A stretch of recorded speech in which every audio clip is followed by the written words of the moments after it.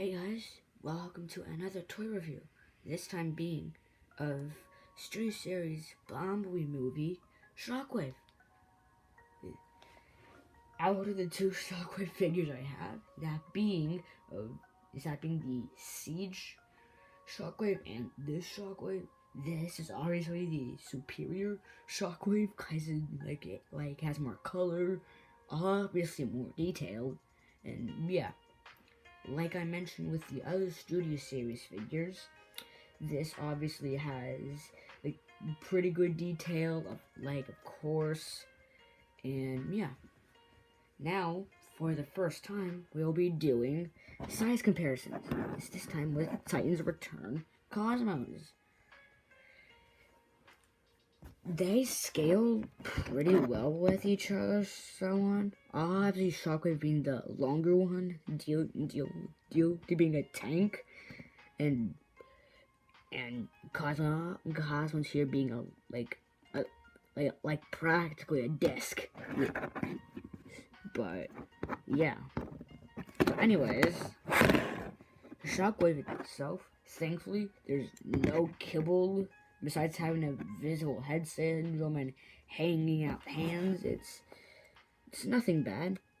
And like Cosmos here, we started Shockwave in his vehicle mode.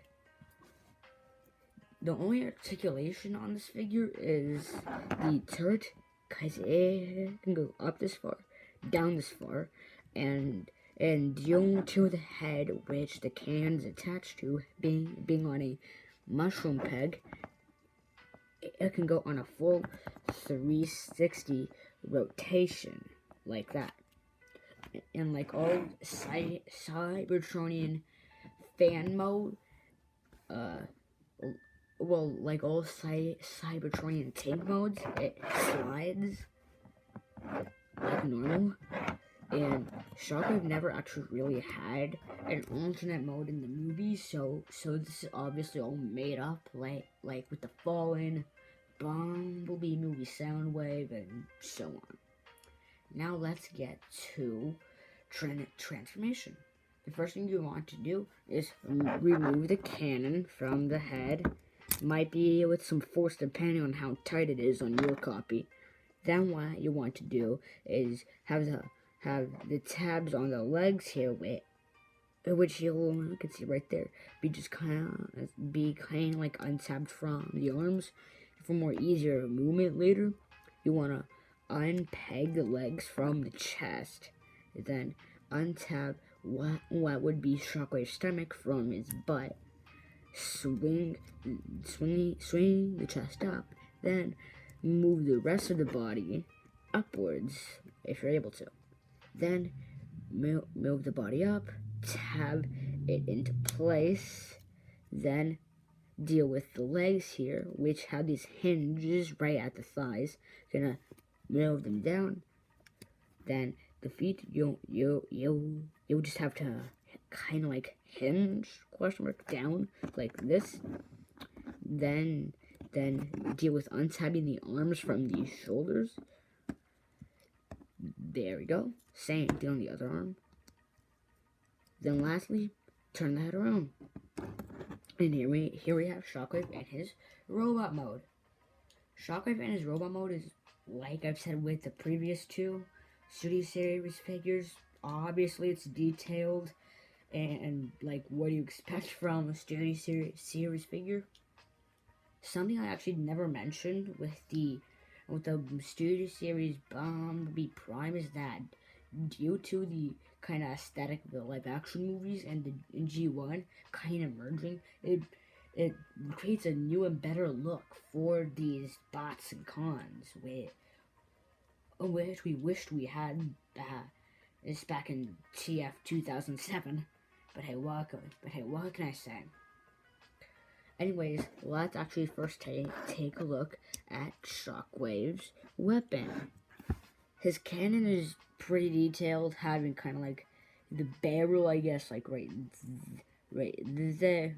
No, the barrel down. It's the barrel. It's kind of having like where the energy blast is possibly stored there. this surprisingly pretty detailed turret right there. Yeah, nice chrome kind of paint on it.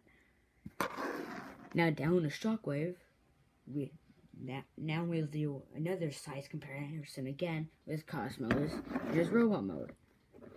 Surprisingly though, even though Cosmos in his vehicle mode is not as long as Wave in his vehicle mode, Cosmos is actually, I guess, not counting Wave's horns or the Wave's little horns and Cosmos' shoulders, and if you were standing up straight, they are practically like just about the same height,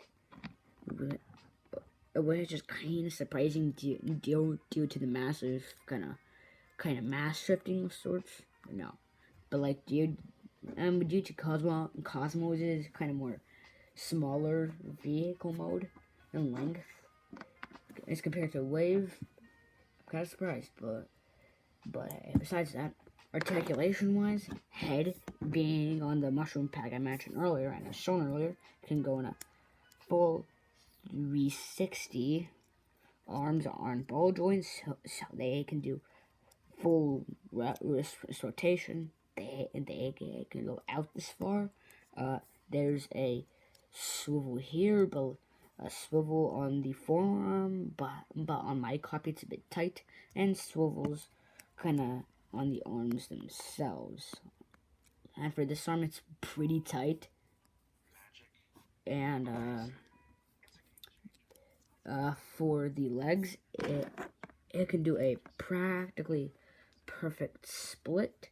There is no waist swivel, which admittedly sucks, but due to how the transformation is and all, it's kind of expected, and I don't really mind personally. The knees go out about this far, almost 90 degrees. The legs can kick out that far, kick back that far. As shown earlier, the feet are on hinges for the vehicle model, and surprisingly, the back is pretty clean, and it's being a Studio Series core class of all types of figures. But hey, what can I say? Hasbro and Antiquar has their share of dark magic, is even though third-party companies have more dark magic with their Transformers, like with Challenger and all.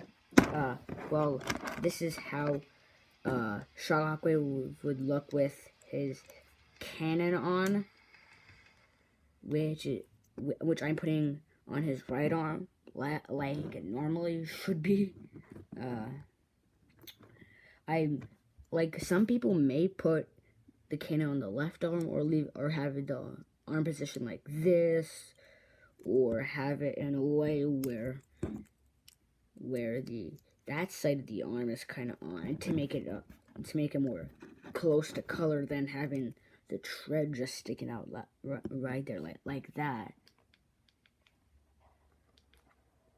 But personally, I would just leave it like right there, like that, cause that's the way I just like to leave it. So yeah, that's Studio Series Bumblebee movie Shockwave. I'll see you in my next video.